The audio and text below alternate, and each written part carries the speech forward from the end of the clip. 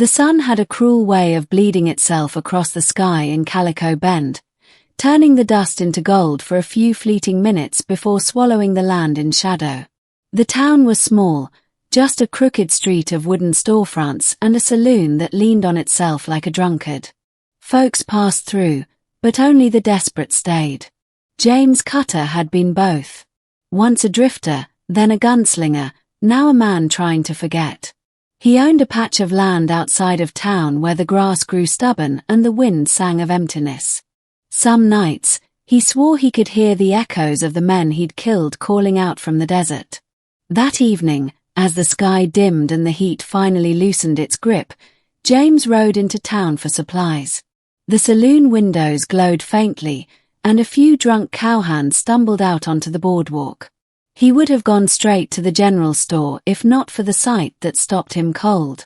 Down by the alley behind the butcher's shop, a figure huddled against the wall, thin, trembling, and barefoot. Even in the dimming light, he could see the way her dress clung to her with filth and sweat. A man in a stained apron, Riker, the town butcher, loomed over her. "You're mine till I say otherwise," Riker growled. "They sold you fair. Might not be for long if someone makes me a better offer. You hear?" James's jaw tightened. He dismounted silently, his spurs whispering as he approached. "She hear you just fine," James said, voice calm but edged with steel.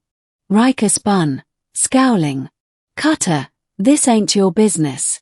Bought her from that traveling caravan. Folks said she was useless, half-starved. Meat's meat, but figured maybe she'd work off her debt first." The girl's wide eyes lifted to James. In them, he saw raw animal fear, the kind you only saw in a creature that had been hunted. "Stand up," James said softly to her. "Come here." She hesitated, glancing at Riker, then dragged herself up on trembling legs. Her lips moved, but only a whisper escaped. "Please, just hold me. Use me. Hide me. I'll do." James felt a hollowness open in his chest. "She's coming with me," he said. "Like hell," Riker spat. "Unless you're buying it." James didn't flinch. He tossed a small pouch of coins onto the dirt. "That enough?" Riker sneered but stooped to grab it.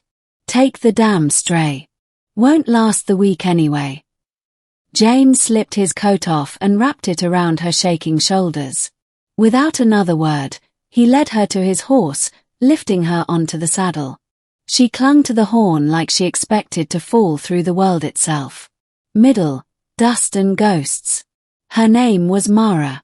He learned that much on the ride home, though her voice was hoarse and broken like she hadn't used it in days. She was maybe 20, but the desert had carved lines of hardship in her face. He didn't press for more. Not yet.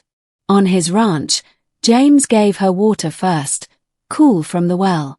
She drank with both hands, like a child afraid it might be taken away. He made her a meal of beans and cornbread, which she devoured slowly, eyes darting to him as though any sudden move might earn her punishment. That first night, he showed her to the small bed in the corner of his cabin. He slept in the chair by the door, rifle across his lap. She woke twice from nightmares, muffled whimpers breaking the stillness. James didn't touch her, didn't speak, just stayed where she could see him, a shadow with a heartbeat. Days passed. Slowly, she began to trust the quiet. She followed him around the ranch, helping in small ways, gathering eggs, rinsing dishes, brushing down the horse. Once, when he reached for the reins, she flinched like she expected a blow. He froze, then gently set the leather in her hands instead. "You can ride if you want," he said. "Ain't nobody gonna hurt you here." That evening, over the fire, her story spilled out in jagged pieces. She had been traveling west with a preacher's family. When bandits attacked, she was taken and traded between men like coin. When she grew too weak to fight or please, she'd been sold to the traveling caravan, labeled useless until the butcher took interest. "I prayed," she said, staring into the fire. Prayed someone would just hold me. Not hurt. Just hold. But no one came. Until you. James felt something stir in his chest he hadn't felt in years. Not lust. Not even pity. A quiet, stubborn loyalty, like the desert itself had whispered, "This one's yours to save." The threat returns. By the end of the second week, word reached him through the saloon. Riker was fuming. He claimed James had stolen his property. Worse, the same gang that had once held Mara had drifted near Calico Bend, asking questions. "They want her back," the barkeep said, voice low. "Said they left their mark on her." That night, James cleaned his rifle and loaded every chamber of his revolver. "Will they come?" Mara asked, hugging herself by the hearth. "They might," he said. "But I won't let 'em take you." Her lip trembled. "Why? I'm no one.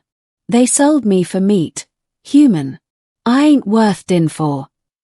He crossed the room, kneeling so she had to meet his gaze. "You're alive. That's enough for me." 2 nights later, the gang came. It was near midnight when the first shot shattered the quiet. James shoved Mara under the bed and returned fire from the window. Shadows moved outside, for maybe 5 riders. A voice called out, slurred with whiskey. "Send the girl out. Cut her. Ain't no sense in din for a piece o' trash." James fired again, hitting a lantern on the fence post. Flames bloomed, casting enough light to reveal a man crawling toward the porch. James shot him clean through the shoulder. The others panicked. 2 bolted into the dark, but 1 rushed the cabin door. James met him head-on, slamming the barrel of his rifle across the man's face before hurling him into the dirt. When it was over, 3 men lay groaning in the dust. James stood over them, chest heaving.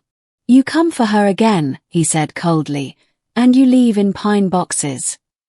By dawn, the sheriff came to drag the men to the jail. None of them looked back at the cabin. End. Redemption in dust. After that night, Mara's eyes changed. She still carried the weight of her past, but in the mornings, James would catch her humming softly as she hung laundry or fed the chickens. Slowly, the land, the sun, and his quiet presence stitched her back together. One evening weeks later, she stepped out onto the porch while he was oiling his rifle. The sunset painted her hair copper, and for the first time, she looked less like a shadow and more like a woman meant for living. "I used to think I'd never belong nowhere," she said. "But you made me feel safe. Like maybe I'm more than what they said." James set the rifle aside and approached her. He didn't reach for her until she leaned into him first. She pressed her face to his chest, and he wrapped his arms around her gently, like holding something both fragile and unbreakable. "I don't need you to do anything," he murmured into her hair. "Just stay." She tilted her head up, and their lips met softly. It wasn't the desperate kiss of a man taking, it was a promise, a slow spark in the ashes of 2 broken lives. The desert wind carried the last light over the hills as night fell, but for the first time in a long while, the cabin felt like a home. Mara stayed. James kept his word. And in the quiet heart of Calico Bend, love, ragged, scarred, and stubborn, took root like a wildflower in the dust.